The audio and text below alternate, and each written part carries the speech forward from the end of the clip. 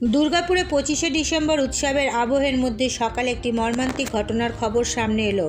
ঘটনাটি দুর্গাপুর ইস্পাতনগরীর বিজন অঞ্চলের William Carey এলাকার একটি মিষ্টির দোকানের। ওই মিষ্টির দোকানের গোডাউনের মধ্যে দম বন্ধ হয়ে মৃত্যু হয় দুই মিষ্টি কারবারির। আরও 6 জনকে গুরুতর অসুস্থ অবস্থায় দুর্গাপুরের শোভাপুর এলাকায় অবস্থিত একটি বেসরকারি সুপার স্পেশালিটি হাসপাতালে নিয়ে গিয়ে ভর্তি করা হয়েছে। ঘটনায় চাঞ্চল্য সৃষ্টি হয়েছে ইস্পাতনগরীর এলাকায়। ঘটনার তদন্ত শুরু করেছে দুর্গাপুর থানার পুলিশ।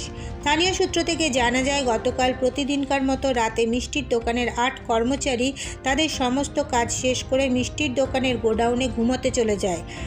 আরও জানা যায়, ওই মিষ্টির দোকানের গোডাউনে মিষ্টি তৈরি করা হয়। তবে ভোর রাতের দিকে মিষ্টির দোকানের এক কর্মচারী ফোন করে দোকানের মালিককে এই ঘটনার কথা জানায়। এরপরেই তিনি এসে দেখেন গোডাউনের মধ্যে 8 জন অচৈতন্য অবস্থায় পড়ে রয়েছে। সঙ্গে সঙ্গে অ্যাম্বুলেন্স ডেকে 8 জনকে সামনের বেসরকারি হাসপাতালে এনে ভর্তি করা হয়। তবে অনুমান করা হচ্ছে রান্নার গ্যাস লিক বা দোকানের উনুনের ভাটির আগুনের গ্যাস থেকেই দমবন্ধ হয়ে এই ঘটনা ঘটে থাকতে পারে। এছাড়াও জানা যায়, ওই মিষ্টির দোকানের কর্মচারীদের প্রত্যেকের বাড়ি বাঁকুড়ার বেলিয়াতোর এলাকায়। তবে মৃত্যুর আসল কারণ এখনও জানা যায়নি।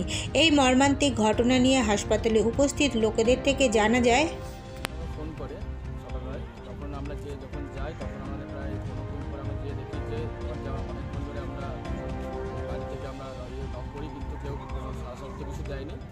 তারপরে যখন অনেকক্ষণ চেষ্টা করার পর যখন 15 মিনিট আমি দরজা ভেঙে ফেলি, দরজা ভেঙে দেখি যে অচেতন অবস্থায় ভেতরে সব শুয়ে আছে, শুনে সেখান থেকে একজন যিনি ফোন করেছিলেন সে আবার দরজার সামনেই পড়েছিল। দরজার সামনে পড়েছিল, তো তার অবস্থা একটু সিরিয়াসই ছিল সে কন্ডিশনে। আর আস্তে আস্তে ভাবলাম আমরা রিকভারি করে বার করি। তো তারপরে অ্যাম্বুলেন্স ডেকে আমরা লোকাল হসপিটাল, আমাদের আইকিউ সিটি হসপিটালে আমরা ভর্তি করি। তো এখন সবাই হসপিটালে আমাদের অ্যাডমিট আছে। আর 2 জন মারা গেছে, যার নাম হচ্ছে, একজন হচ্ছে অতনু রুইদাস আর একজন হচ্ছেন বিধান। সব কিছুর থেকে আমি বলতে পারবো না, তবে যত সম্ভব হচ্ছে ওইখানে গ্যাস সিলিন্ডার থেকে হতে পারে, লিকেজ থেকে, বা আরও অন্য কোনো কারণ আছে নাকি বলতে পারবো না। সম্ভবত গ্যাস লিকেজ থেকে হয়েছে। ঘুমোচ্ছিল সবাই, মানে অচেতন অবস্থায় ছিল। ওখানে হ্যাঁ ওরা থাকতো, মিষ্টির গোডাউন মিষ্টি বানানো হতো, আর ওখানে থাকতো, কারিগর ছিল, সবাই কারিগর ছিল সবাই বাঁকুড়ার।